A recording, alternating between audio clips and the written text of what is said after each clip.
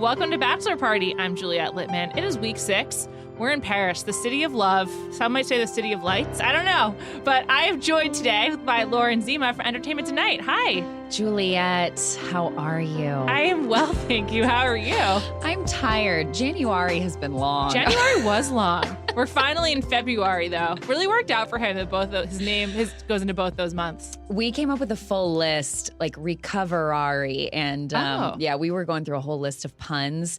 And it's really been kind of perfect for the vibe of this season, which I think has been a vibe of dad jokes. Interesting. I was going to ask you what you thought the vibe was. Arie has some pretty rough quotes this week. Yeah, well, I wrote one of them down, which was when he said, direct quote to Chris Harrison, "I think it's going to be such an amazing week, and it's been really amazing thus far." And I think even Chris's face, he kind of looked at him like, what? I mean, we always joke about the usage of the word amazing on this show, but I think this season has hit new highs. Absolutely. It's Arie's go-to. He says amazing and you know what I mean, a lot. It's Arie amazing. A lot. I really enjoyed, we'll get into it, but this week we really, I think, did get a sense of what it'd be like to date him because there was some extended one-on-one time. And we will get into all of that. But first, we must begin by talking about one of the weirdest stories in Bachelor history. It has nothing to do with the actual show. And it's about Miss Bekah Martinez, or as you said on the show, Bekah. I love that you call her Bekah. I've got to start doing that. I didn't make it up. The sports gal, she came out the first week of Arie's season and she made it up. And it stuck. It's useful for differentiating between baby Bekah and who I call adult Bekah. I keep calling them short hair and long hair. Yes. But yeah, the last thing that we're going to do is use their actual name spellings to differentiate them. We do not have the time for that. Of course not. But so here's what happened. On Thursday night, a story came out that Bekah's mom reported her missing to the Humboldt County Police on November 18th after she hadn't spoken to her since November 12th. She then stayed on the missing persons list until a few days ago when Humboldt County released the Humboldt 35, the 35 people still missing, and a Facebook user saw this story and she realized that one of these people was not missing. It's Bekah from The Bachelor. What a list. The Humboldt 35. It's like the Humboldt 35 under 35, but they're missing. This is really kind of morbid. Yes. So this story, so confusing and so bizarre to me. So we actually got a statement. ET got a statement from the sheriff's department breaking down exactly what had happened. And of course, my Bachelor mind is looking at the timeline. Yes. Because we know that The Bachelor starts taping in September. Mm-hmm. We know that it finishes in November. And Bekah's mom reported her missing on November 18th. Yes. Saying that the last time she saw her was on the 12th. So that would mean seemingly Bekah went somewhere off the grid. And I think what her mom had told the police was that Bekah told her she was going to work on a marijuana farm. Yes. which completely fits into the fabric of Bekah to me. Yeah, absolutely. And Humboldt County, up there, they grow weed. I think now I'm learning so much already. I'm so glad I'm here. But what Bekah tweeted confused me because she said, kind of jokingly, "Mom, I told you I wouldn't have cell service on The Bachelor." But I think she was at the marijuana farm. Interesting. You don't even think she was on this show for this long? Well, I just think that if your parents want to get in touch with you, look at Mikkel. Mm-hmm. Her grandfather died. Family got in touch with the producers. Right. If her mom was wondering, where is she would just reach out to production. Well, did she not tell her mom she was going on The Bachelor? Is that possible? But then mom would have known, where would she have been in September and October? That's a good question. Because mom said she'd talked to her on November 12th. Yes. So she must have gotten kicked off around November 12th. That's what I think. Or sometime before then, and then she was going to go on some other, marijuana farm training situation, and then mom couldn't get a hold of her. Because, if mom was having a hard time getting in touch with her, worried about her, and you don't have your cell phone on The Bachelor, you get in touch with production and say, confirming my daughter's okay. Right. Yeah, it didn't say she was missing for the 2 months beforehand. The whole thing was just really weird. The whole thing is weird, but I think that Bekah, I'm so sorry, no problem, doesn't want to maybe clarify that on Twitter yet because she doesn't want to give away when she gets sent out. Right, she has to acknowledge it. And so if her mom heard from her again on November 12th, I believe filming started on September 17th or September 19th, something around then. So that means she lasted pretty long, but she probably doesn't go to hometowns because otherwise we'd be meeting this woman's mother. And you know what? I want to meet her mother. Me too. Because can we get an at home with Bekah? Let's just get a special. I'm going to work on that. Let me throw out a conspiracy theory situation for you. Is this all orchestrated as some kind of way to get interest in the season or in Bekah? Do you have any conspiracy theories on this front? I think I wouldn't put it past Bekah. She seems to just love the limelight. I don't even know if I would say Absolutely love Bekah. it. I could say anyone else. It's so weird. Also, like, I don't know. What's up with this mom? I got the most questions about Bekah's mom. That's really like where I need to know more. She is our new Corinne's nanny. Let's get her on the show. Absolutely. It was a lot. We're going to talk more about Bekah, but first, let's talk about Krystal. Finally, we are free. We are free. This week, Arie and his gals went to Paris. Krystal watched the movie Grease and thought that the appropriate outfit would be the final one that Olivia Newton-John wears to the carnival at the end of the movie. She literally is wearing that exact outfit as they do their first shot, like walking down some stairs in Grease. Yes. And where do they stay?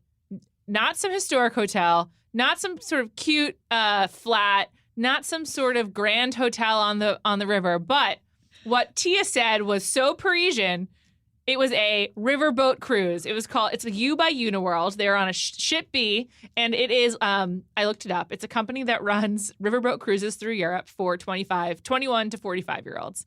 And they stayed on this, like, quote unquote luxury, like, cruise liner. 21 to 45. Well, that's right in our age bracket for the season of The Bachelor. I'm going to be honest. U by Uniworld looked fun. I was like, oh, maybe I should do this. But if I'm going to Paris and I'm just staying there, I'm not traveling, I'm not staying on a freaking cruise ship on the Seine. The Seine is not a wide river. That's very weird. It was very weird. I mean, they're saying it's so Parisian. And then it pulled up and I thought, is this a re-modified warship? It was so huge and imposing and black and dark looking. And then you went inside and it had kind of like Parisian brothel vibes. Yes. And I agree. I just was thinking, how frustrated are you if you've probably in part gone on this show to travel, and then you get to Paris, and then you are sitting in this dark, low-ceilinged warship, and you can't actually go out into Paris. It was mind-boggling to me. Really weird. I also just actually can't believe this exists. If you go to U by Uniworld, they're really excited to be on The Bachelor. There's like a little ad on the left side of the homepage being like, check us out on February 5th on The Bachelor. It just could not have looked less aesthetically Parisian from the outset. Yes, it was so looked like it was ready to dive into the depths and shoot a nuke. It was very World War II, yes. But not like in the quaint, no, Inglourious Bastards way. No, not in I'm trying to think of the name of that Brad Pitt movie. Inglourious Bastards? No. Oh my God. The one he just said. No, the one with with like Two of by Sea or something. The one with Marion Cotillard. Mm-hmm. Allied. Yes. Allied. It didn't give me that romantic vibe. No. Definitely not. And I love Paris. And so I was pretty excited they were going there. We're really gonna dive into Arie's one-on-one date with Lauren, but let's just allow Arie and Lauren to set the tone of how they view this world-famous, wonderful city. Mm-hmm. There's like so much beauty in a city like this. I know. It's amazing. Yeah. It was so busy out today, too. Mm-hmm. It's like really busy, almost like insane. But Yeah, that kind of freaked me out a little bit. I know, I could tell a little bit. But I could see how you were like a little overwhelmed because I was overwhelmed too, you know? Oh, God. He's bad. I rewound that. I played it again. And I had to figure out, are they just talking about the fact that just people walking around in a pretty busy city? Yes.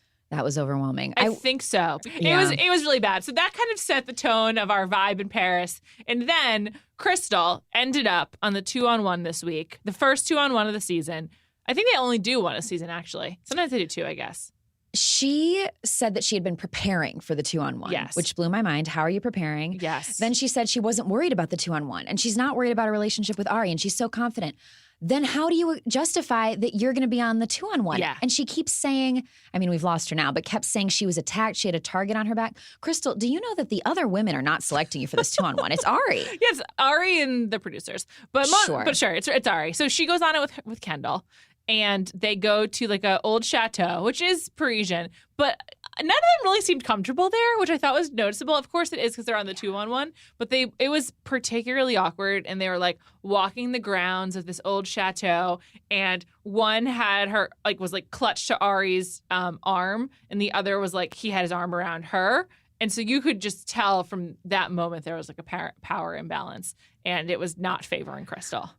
The whole thing, well, then when he says, that he needs to extend the 2-on-1. I was trying to think of another time when that's happened. Like, I need more time on this 2-on-1. And then we got about 30 seconds of dinner before he'd figured out his decision. Yeah. So it was pretty hard to watch the entire time. It begins with Arie and Krystal, like quote unquote, making up from their fight last week. And his body language towards her is pretty gnarly. Like if I'm Krystal, I'm like, oh, it's over for me. Like he's not into me. I'm rubbing. We saw this last week, but he was rubbing her arm and she was rubbing his arm and he didn't reciprocate. He's a big leg toucher. Anyone he's into when they're sitting one-on-one, he like grabs their legs, rubs their thigh. None of that with Krystal.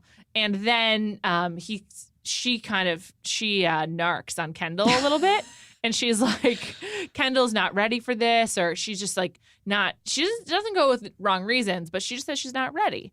What I've been calling Krystal is Krystal one step too far. Yeah. She kind of, I thought for a second, was winning Arie back for a minute there, making a good point for a second, and then she starts critiquing Kendall, and you're like, nope. No. It's never a good move. Don't waste your time with the guy talking about some other girl. What did you think of Kendall's sort of confronting of her, where with each new analytical thing Kendall said, she scooched closer to Krystal? I'm so glad you asked. Let's listen to this whole confrontation. It's amazing. I've dated someone like you before, where in the face of conflict, they have told me things that have like really hurt me. I guess I learned that saying the thing that's most hurtful doesn't necessarily mean you win. It means that you hurt somebody. I can definitely empathize with you. I don't really have words. Okay. I know this season has a lot of detractors. This is an all-time great 60 seconds from The Bachelor. God. This is two women on a 2-on-1 together, where one has just totally bagged on her to the guy, and the other being like, I hear you, I see you, and I will one-up you to your face, and I will steal back this power. And I thought it was just incredible. Kendall was spot on. This is going to be used in scene classes for scene work, I definitely. think. I completely agree. Do you think Kendall was being genuine in what she was saying? I think that Kendall, it felt very out of nowhere to me. I think it felt like maybe there had been a suggestion or an encouragement to like, hey, maybe go have this conversation, which I don't think is the worst idea because I don't think this is a healthy environment for Krystal. No. I actually do think if we go back to her intro package when Krystal talked about some of the familial stuff she'd been through. Sure. I think she's got some stuff to work out. Oh, yeah. And I think that they're all genuinely concerned for and frustrated by Krystal, but this was the messiest way to go about it, and I don't think Kendall was the person. She seemed to scooch closer to Krystal, but also be completely afraid that Krystal would reach over and bite her head off. And strangle her or something. Absolutely. Yeah. She did keep inching closer and closer. It also made it seem like Kendall had experience with this kind of confrontation before because it was a real slow build. She kind of was talking herself through it as it was happening, and there must have been some kind of fanning of the flames by the producers off camera, because otherwise it was just a notch too out of nowhere, as you pointed out. And Kendall is a big pile of quirky in general to me. I mean, I like her. I do too. But taxidermy, and she's sort of empathizing in this moment, and her and Arie aren't super connected, but yet I'm still very confused by Kendall. This whole episode really, to me, and I'm going to go off on a tangent, but I endorse it. Please do. Thank you. It landed me in confusion. That was the word I wrote down, was confusion, because I feel like what Arie is doing is he is repeatedly looking at the date and not the person. He keeps saying, we had such a great date. We had such a great date. But where are you at with the person? And I think that's why none of his connections are super standing out. And with the date with Lauren B, he kept saying, I don't really know her. I don't know anything about her. Yes, he did. But I like her, and I really like her, and I really want this to happen. Why? You don't know. You just say you don't know anything about her. So. Oh, we know why. He is just basing this on whoever he wants to sleep with in that particular moment. I mean, all of his decisions can be chalked up to that. It was so funny to me, too. He said to Chris at one point that he knows this process is going to work. He knows he's going to fall in love here. He just has to figure it out. Why do you know that? If any lead had ever been on this show, I would believe that he could not fall in love here and that he could say this might not work for me, because he's said repeatedly that he hasn't fallen in love in 5 years since Emily Maynard. Right. So why would you think, I know this process is going to work for me? I guess I think because he went to his brother's wedding and it really rocked him. As we have heard. He hasn't recovered. He is my brother's moving on, settling down. I need to as well. I think that really, Krystal has her family stuff. Arie's just now I'm alone. My brother's married. I need to get married too. And I say all this wanting for things to work out for him. I always come from a place of wanting things to work out because then we get a Sean and Catherine, and they are great. But I think that we did not come correct from the start here. And by that I mean, I think that Arie was kind of thrown into this, that it literally was a situation where he like grabbed a suit and got on a plane, and he had not been on TV in 5 years, and the show has changed a lot. Do you have any insight into how the negotiation with Arie went down? Well, I interviewed him during his promo shoot, and he told me, he's like, no, I literally like jumped on a plane. Oh my God. And then Sean Lowe had told me that years ago, Arie was very much about to be the Bachelor, but then they ended up going with Krystal. So I think there's been a lot of back and forth for him over the years. And maybe he wasn't even totally sure. Well, he told me, he said, I wasn't really totally sure this was for real going to happen. So I think he was thrown into it.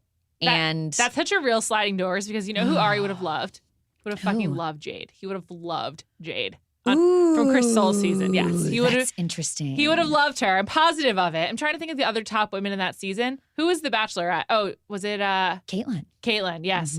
He also Brynn. Was that her name? Yeah, it was Brynn. I think those women make sense as casted for Arie more than casted for Chris, in my opinion. But do you think Arie knows what he wants? Because no, I think that he is very torn between being, and Bekah, had called him out for this, torn between being this nurturer. I keep saying he has a lot of dad-like qualities. I think he'll be a great dad. He's nurturing, and so he wants a woman he can nurture and care for, but then he also keeps saying he wants a really equal partner.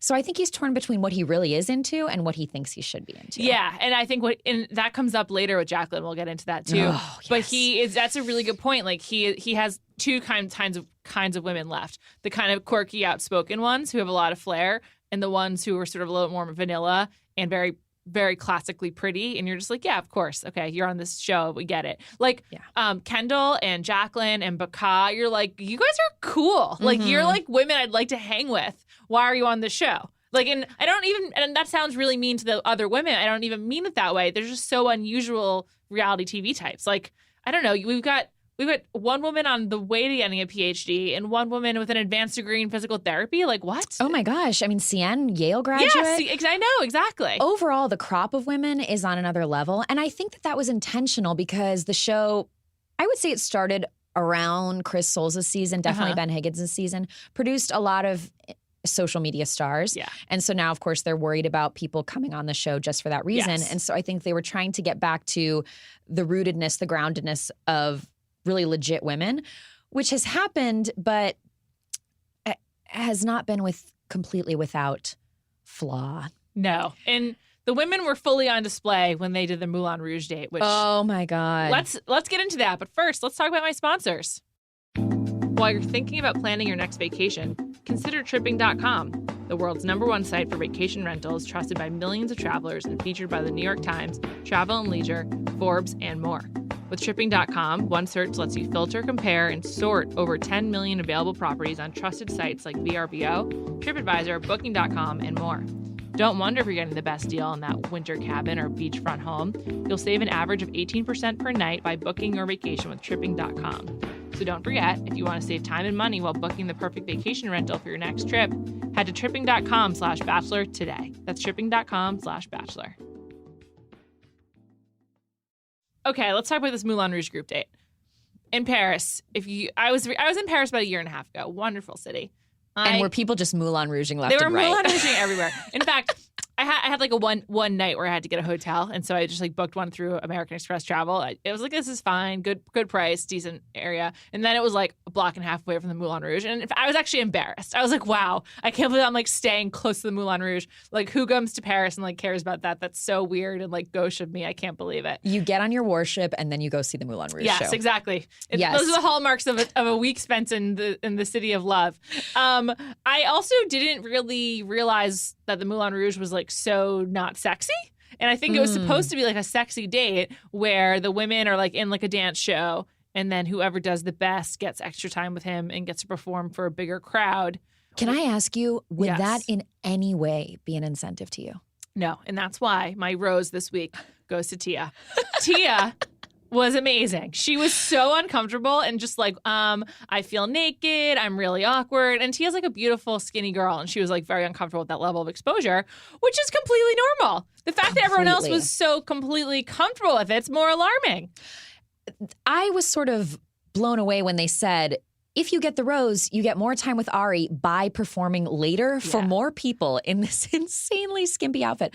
I would not have wanted that. No. And then they're all watching and saying, oh, Bekah's getting more time with Arie. I'm like, they're lip syncing right now. This isn't real time. And I just would be, I mean, I consider myself to be a spotlight loving kind of person, and I would not want to be in that outfit up on that stage. Well, first of all, they're just not hot outfits. Like, they're wearing like, they literally looked heavy. yeah, they're heavy, and they're like so over the top, like all these kind of like headgear. I don't even know what to call them. Absolutely. And it wasn't like, wow, she looks so hot. I mean, I'm not a man, I don't get it, but like, It was like body paraphernalia. yeah, it was more like some sort of like Lion King outfit, like costume from the musical The Lion King, than like some kind of like hot, like I'm looking sexy in my trench coat and my underwear kind of look.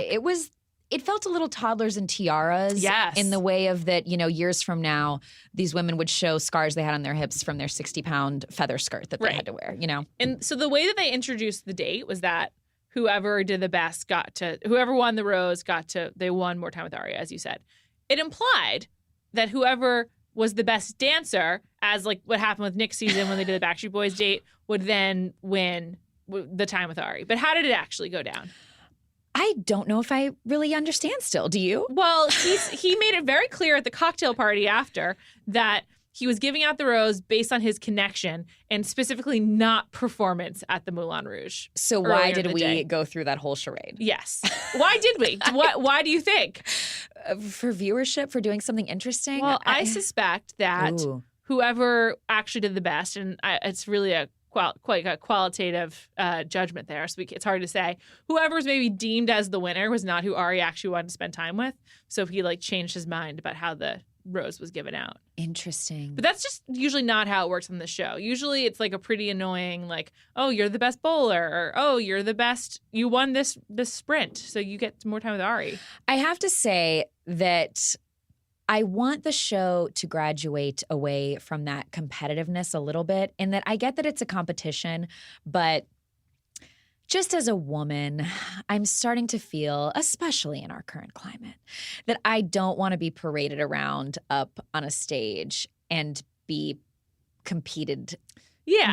I mean, I guess I almost felt like maybe they did that, and then later they were like, we need to ground this a little bit. Yeah. I just think that date just didn't go as they had planned. I mean, the other thing that really didn't go as planned is Sienne has a background as a dancer, and she completely underperformed. She was like LeBron in the 2011 finals. It was unacceptable. And I wish I got that reference. Sorry. She should have been the best, and man, she was not. And I think if you're a dancer and you're in a dancing challenge and you don't win, you should be automatically sent home. That was shocking. It was disappointing for all the Sienne heads out there. And I know there's a lot of them because she's great. I have been with her since those elephant cufflinks. Yes. She's I great. am on board with her. She's awesome. And I hope she doesn't do Paradise. Oh, interesting. She's got a real career. I looked into it. We discussed this last week. She works for like a private equity real estate firm, which is like legit. Like I don't even understand what they do. So it's either a pyramid scheme or legit. One or the other. But I hope she doesn't go to Paradise as well. Well, it doesn't seem like it'll go well for her. But he seemed into her at the cocktail party.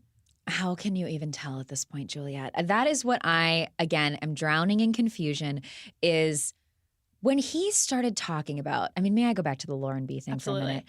When he started talking about how into her he was and how much he wanted her to be into him, and yet how he could not, quote, have easy conversation with her.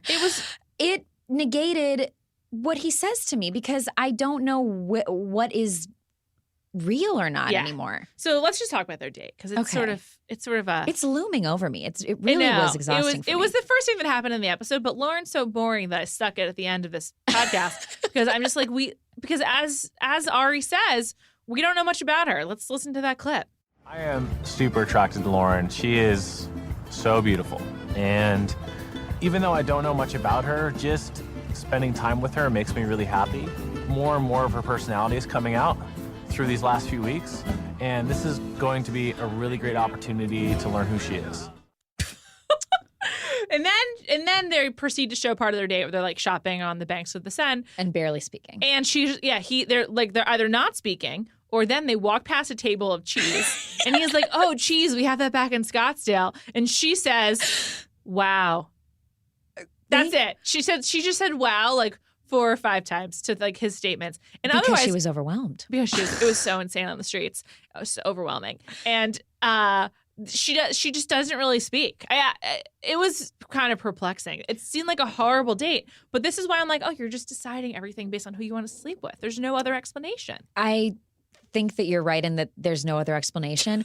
2 things. One, the picture of Scottsdale, Arizona that has been painted for me at this point is a place where all people do is wear cardigans, go to bed early, bowl, go to bowling after parties, and at those bowling after parties, eat wheels of cheese. Eat wheels of cheese, It is yes. the most bizarre city to me now after what I've learned about it on this season. And what he said about Lauren B, I think he said something similar about Tia previously too.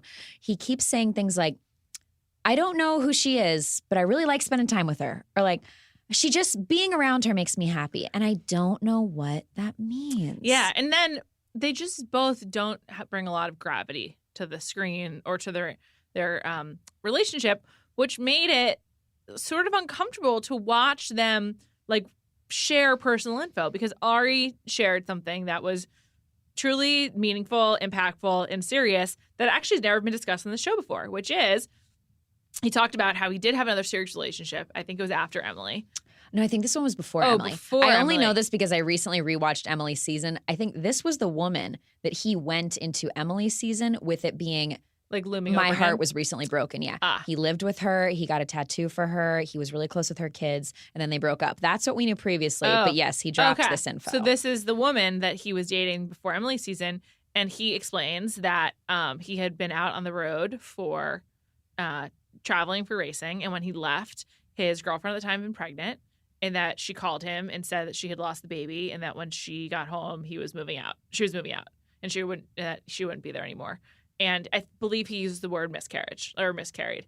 And I can't think. I watched a lot of reality TV. I can't think of another instance when a miscarriage was like specifically discussed.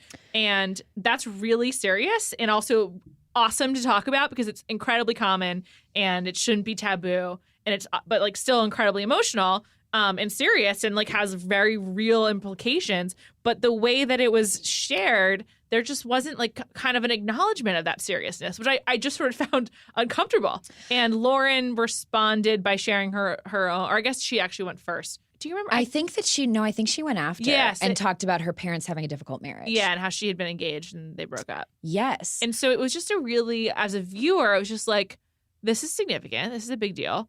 Absolutely. And cool that they included this.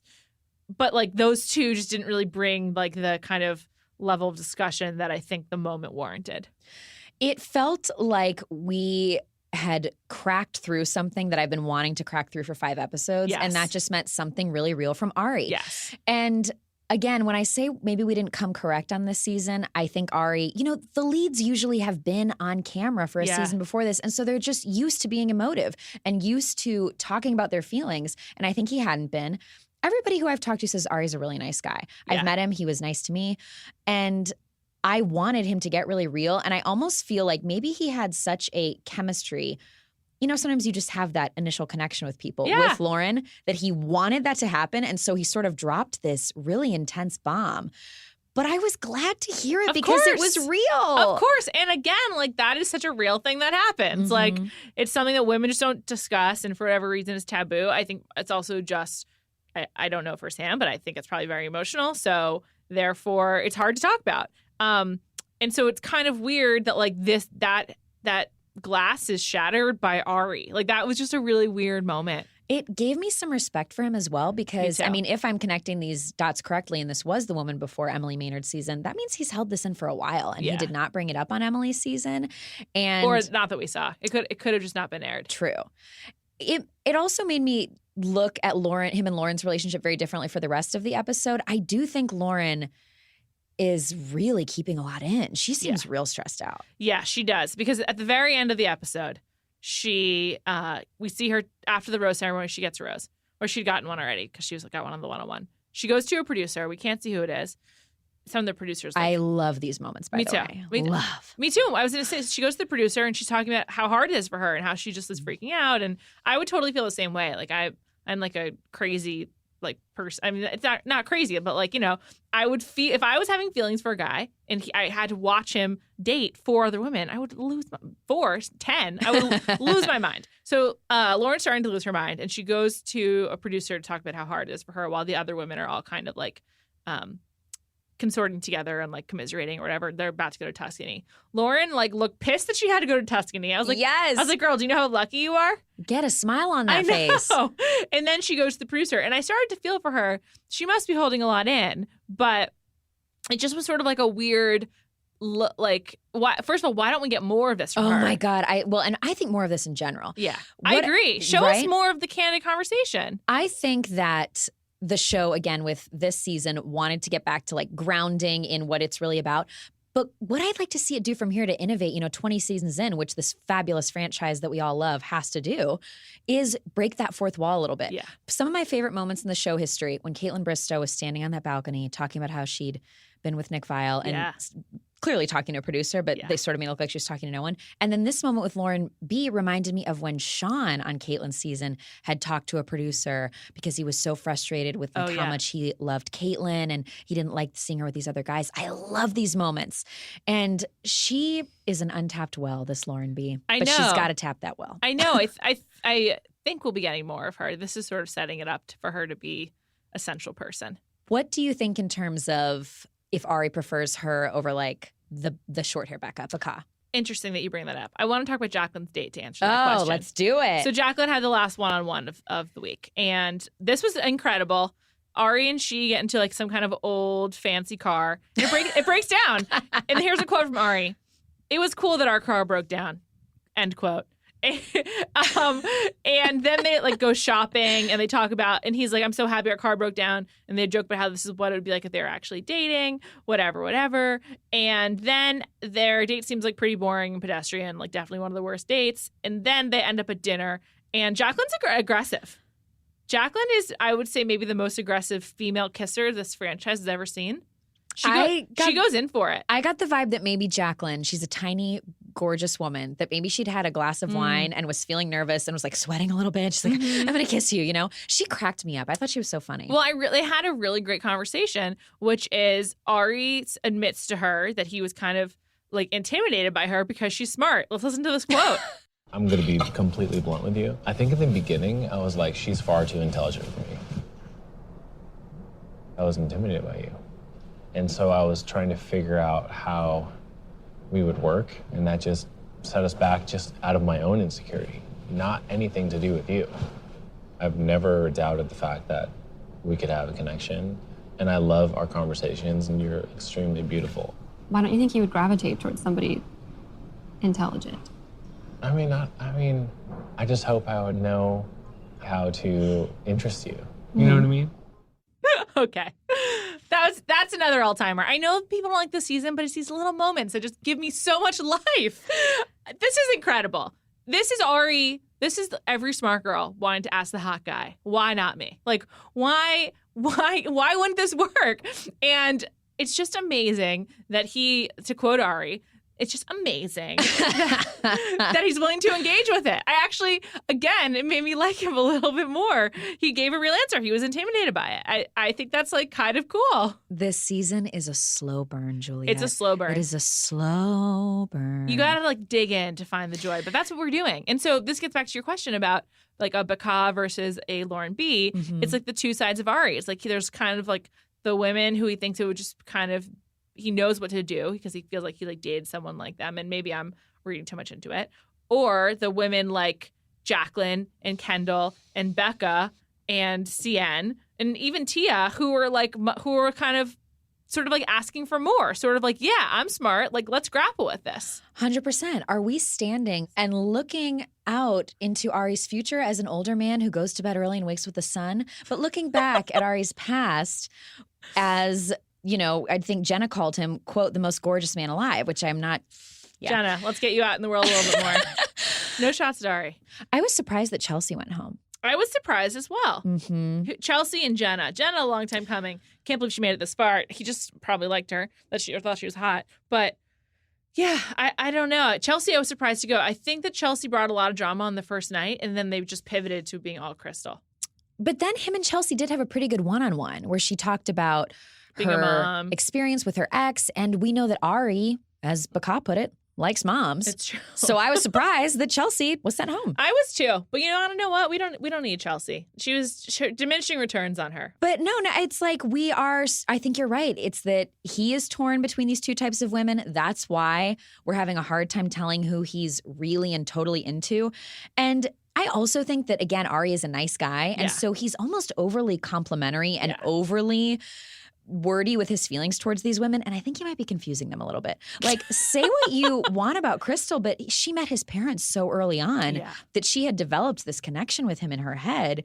And he's also there's something to be said for like literally being able to picture what it looks like to have X girl meet your family or be around your family. He has that is a leg up, not because she's like so great or because it's like so much time with him, but he's able to actually picture what that means. And I think that kind of goes a long way. Well, he told Lauren B, I really like you, so I want you to like me. And then he told Jacqueline, like, I have a crush on you. And I'm thinking, I did not expect you to come with these feelings for Jacqueline. No. This is surprising to me. Yeah, he might just be saying it because he doesn't want to piss her off. Oh, I don't know. I just thought that was like pretty remarkable moment. That's the thing about this season is like overall he's not a good bachelor, but he does say a few like random things or like these confrontations happen where I'm like, yes, this is fascinating. This is like humans being human. It's a slow burn. Yeah, it really is. And so then ultimately I was surprised that Jacqueline got a rose. I was too. And it thought also she was felt going like home. one of those roses where she's gotten a rose this week and then we're going to see her go home next week. Like that's how it felt to me. Yeah, there was a lot of tears coming up apparently. Oh my God. Like all of the tears basically. I'm ready to talk about that whenever we can. Sure. But what's coming up? Sure. Yeah, well, let's get into it. First, I just want to mention this week's Chris Harrison TRT, we keep track every week on this podcast, was 120 seconds across 4 appearances. That's 2 whole minutes. It felt like more of Chris this week. Yeah, I think Chris, last week was 60 seconds, so it is double. Well, he likes to travel. Yes. He's going to travel. And when I interviewed Ben Higgins, he said, Love Ben. I mean, the gold standard. Absolutely. Truly. Ben said, the lead is in some ways also the host. Right. And I think that maybe we brought Chris back in for a little bit this week because we're like, we need a little more hosting in here, Yes, So absolutely. I love me some Chris Harrison. Yeah, of course. Get him in there. Of course. I'd love to know his fee per minute per week, but I'll probably never find out. Also, the watchword of the week is love. Man, they said love a lot this week. Last week, I told Arie that I was falling in love with him. I loved my conversation with Arie. I love it. When you're ready for love or not. Felt that deep love. The little moments I see, I really love. I'll fall in love with Arie. I can see love forever with you. I don't know if Kendall's ever been in love, open to falling in love. I'm so confused because I feel like I've just given love. Who do you think is going to say I love you to him first? I'm afraid it's going to be Tia. Because she's already at the I'm falling for you. Nobody else has said I'm falling in love with you yet. I'm afraid it's going to be Tia, and I just don't feel Tia is going to win. I don't see Arie wanting to bring home an Arkansas girl for whatever reason. I don't think he's into accents. Or if he is, only Dutch ones. I was just thinking, I'm going back a little bit now, but it is kind of funny what we're talking about. That Krystal on the 2-on-1 said, doesn't Arie want a confident woman? Yeah. It's true. I don't know that he wants one that confident. There are grains of truth to what Krystal was saying. She's, like a true psychotic. She's got a morsel of truth that she then spins out of control. So are you not going to miss her? No, I'm not. Although I'm a little worried for the show. What do we have to look forward to? So apparently someone's boyfriend is coming back. Who do you think that is? Do you happen to know? I don't know. I don't know either. I avoid spoilers. But we're going to address the fact that there's a lot of them out there. Okay. But I don't know whose boyfriend is coming back. I don't either. And it's one of those things where I can't tell how late in the game that boyfriend comes back because, they do it all in a supercut. And I'm like, I think it might have been at Hometowns, but I couldn't really tell. That would be convenient because he'd just be there probably. Yeah, exactly. Because next week they're going to Tuscany. So they'll be at, I think, 7 girls next week. Some great destinations this season. Totally. It's certainly a step up from Fort Lauderdale.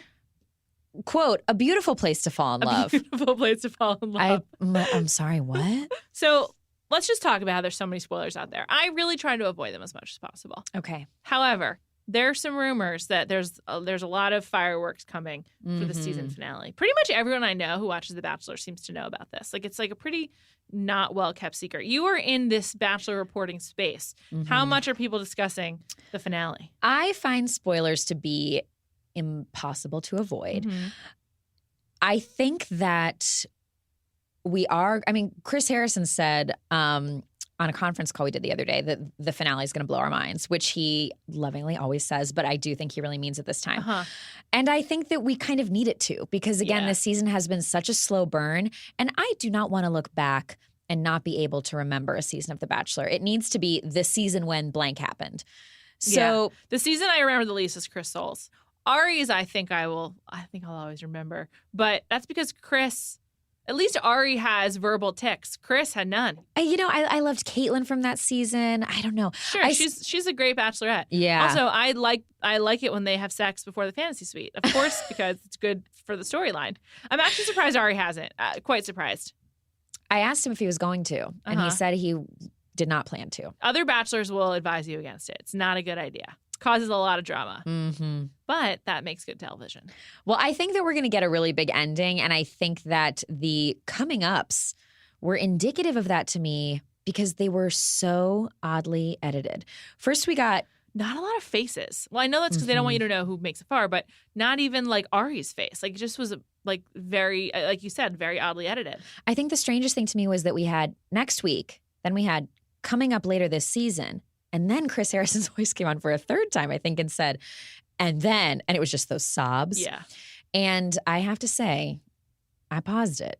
So we see Arie sitting on the couch, this gray couch, and we hear the sobs. But then we had a few seconds earlier what looked like Bekah sitting on the couch, a gray couch. Which Bekah? Sobbing.